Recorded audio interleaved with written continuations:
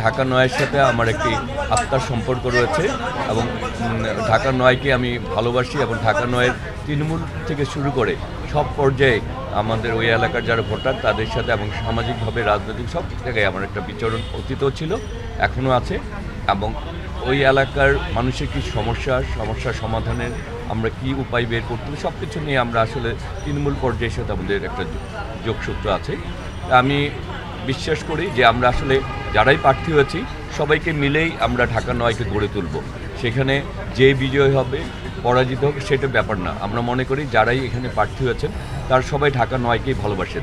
সুতরাং আগামী দিনে আমরা ঢাকা নয়কে গড়ে তুলব, সাথে সাথে আমরা সবাই যাতে দেশ গঠনেও ভূমিকা রাখতে পারি এবং বিএনপির ভারপ্রাপ্ত চেয়ারম্যান জনাব তারেক রহমান যে পরিকল্পনা নিয়ে আগামীর বাংলাদেশ গড়ে তুলতে চান, আমরা মনে করি আমি ব্যক্তিগতভাবে আমরা জাতীয়তাবাদী দল সবাই এবং এলাকার সবাই মিলে আমরা সেই আগামীর বাংলাদেশ গড়ে তোলার আমরা সহায়ক শক্তি হিসেবে কাজ করি।